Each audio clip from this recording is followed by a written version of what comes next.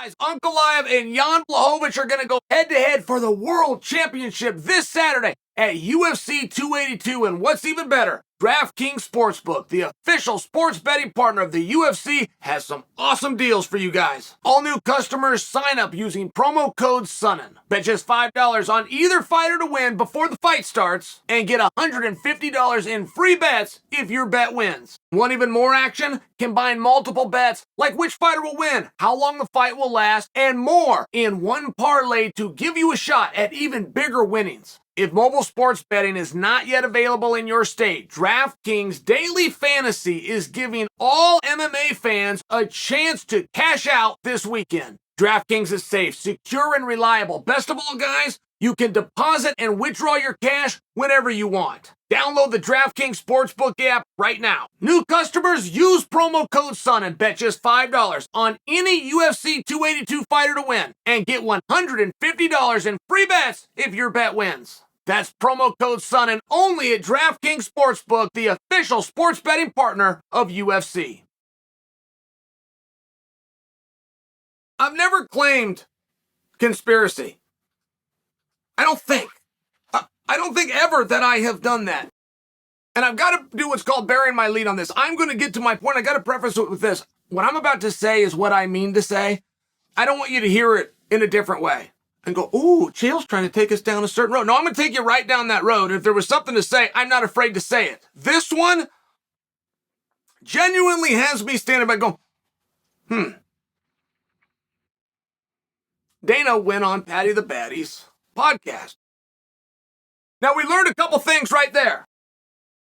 Turns out Patty the Baddy has a podcast. Talked about 205 pounds. Said Prochazka was in Las Vegas. You probably guys already knew this. I'm just going to rehash it. Said that Prochazka was in Las Vegas when his shoulder was hurt. The UFC doctor took a look at it. Said that is the worst shoulder I've ever seen in my time in this business. It's Dana telling Patty. Said, but then the good news, like that sounds really bad.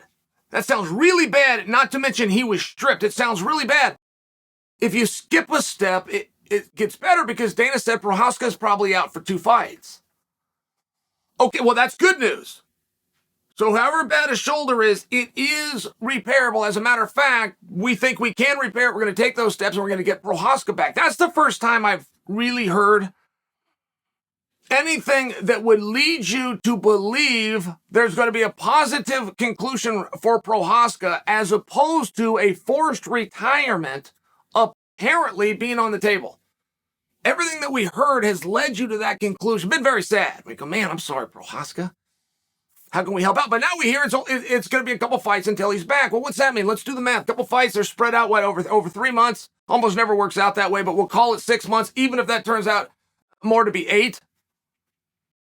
I could tell you off the top of my head until I ran out of fingers times we'd end up in that spot, and we had something called an interim championship. An interim championship would be wildly helpful at 205 pounds because nobody cares about the division. That sounds like strong language. You guys don't care about the division. If you're wondering who nobody is, it's the guy you see in the mirror every morning. You gave no appreciation when it was Glover versus Prochazka, and I do mean none. And this new fight that's coming up was on the same card. And most of you didn't know that. So don't be dicks about it. Let's confront this head on for what it was. You are not interested in that division. How do I make you interested? I got a job to do.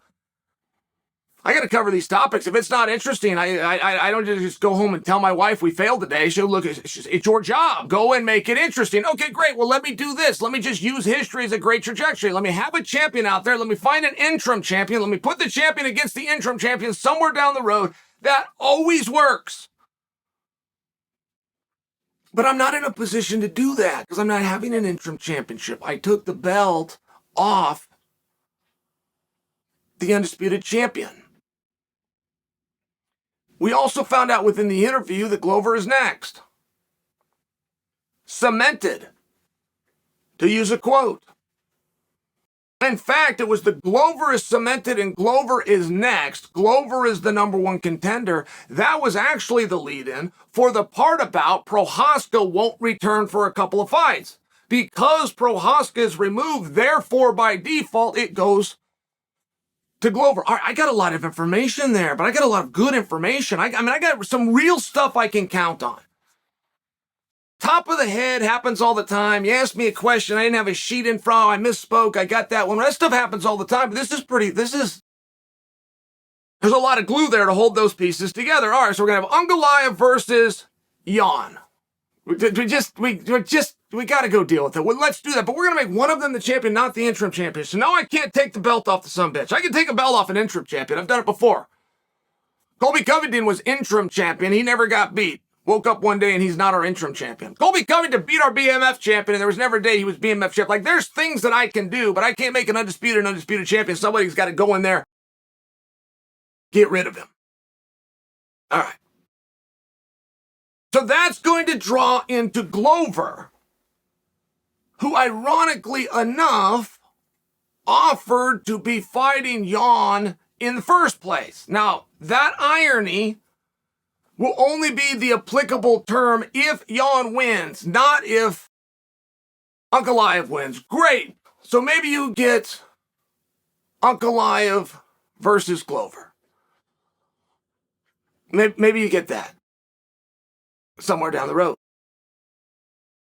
As of right now, as of that podcast, Glover will take on the winner of Jon and Ungoliah, and it will remain for the undisputed championship. And the good news is that Prochazka is back. And I mean, I got to tell you, that's sooner rather than later. Missed a couple of fights. That's not bad. That's really not bad, at least where I thought we were at. I thought the poor guy, man, he hurt his shoulder. He's not going to be back for a little bit. So we got some information there. That's what I share with you. And those things, I'm well aware, can change. I understand that. But this does circle back to a conversation I had with Ariel Helwani a week ago when Ariel asked me, did Glover get screwed? And I said, no, I can't say that. And then Ariel got mad at me.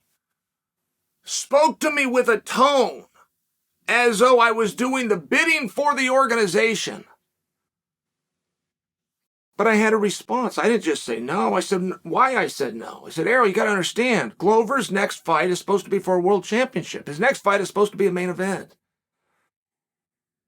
His next fight is supposed to be him competing as the number one contender. If those things stay intact, then no, he did not get screwed. And I don't have any evidence that anything in his world is going to change. I have no evidence that his next fight won't be for a title, that it won't be a main event, and that he will not be activating number one contenders clause. And as of right now, it turns out that I was right. Now, I'm not going to get this apology from Ariel. And in fairness, I don't know that Ariel owes me one, because this was news that was given on a podcast that until it was given, I didn't know that it existed. I mean, we're not, this isn't court. You're not going to be held to these things, and things within 205 pounds can change. But I'm bringing for you what's going. I thought the number one part to get out of this is good news for Prochazka. When they stripped him, I thought, oh man, this is bad. But miss a couple of, that sounds encouraging, miss a couple of fights. Looks like Glover, who's going to be in attendance, is going to be facing the winner of Jon versus Ungoliah. For me, it's always a treat. Much like when Volkanovski got in the ring before they faded to black and rolled the credits and had a face-off with Islam. Even if they're going to be buddies and give the bro hug and shake, I'm still okay with that. I like those moments. I love when the number one contender can get in there. So it sounds like we're in a situation where we can do that.